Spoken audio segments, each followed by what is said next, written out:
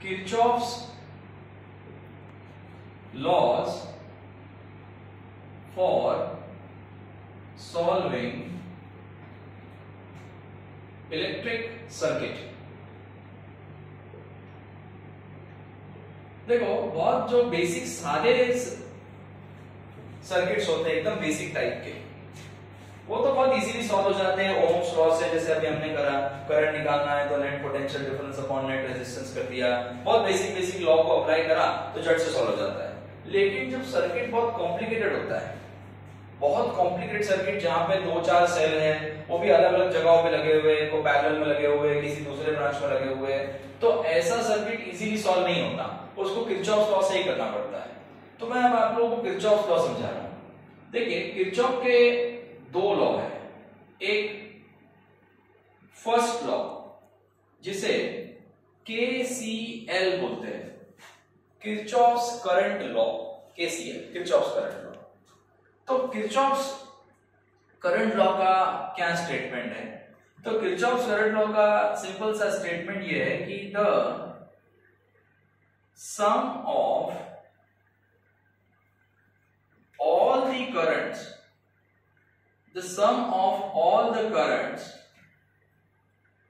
at any junction in an electric circuit is zero। किसी भी electrical network में कोई भी जंक्शन पे टोटल करंट क्या होता है? हमेशा 0 होता है। कैसे?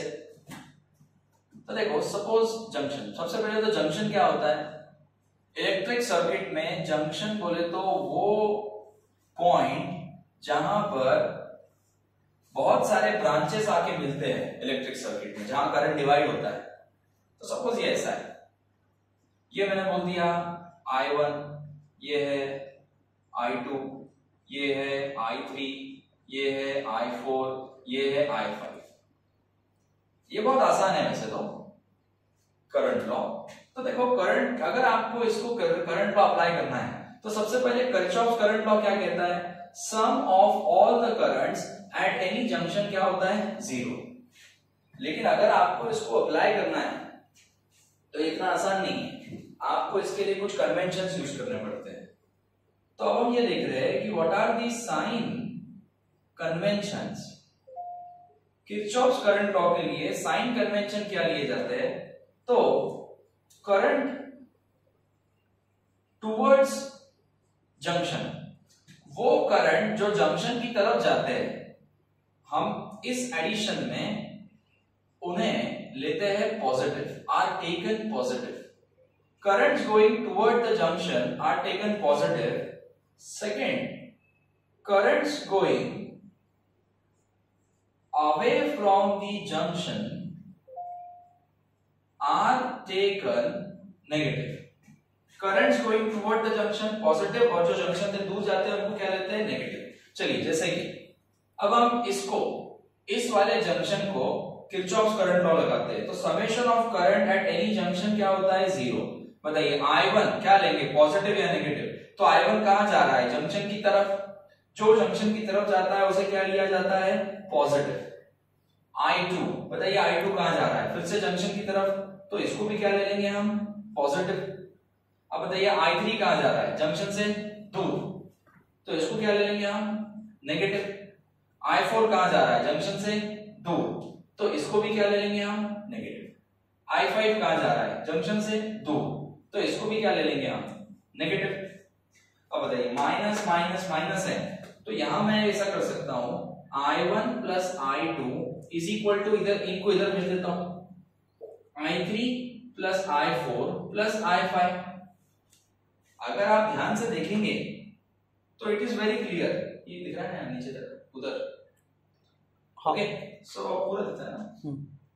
I1 plus I2, I1 plus I2 मतलब टुवर्ड द जंक्शन, यानी कि ये लॉ आप सिंपल मॉडिफाई कर सकते हैं, sum of all the currents going towards junction must be equal to sum of all the currents going away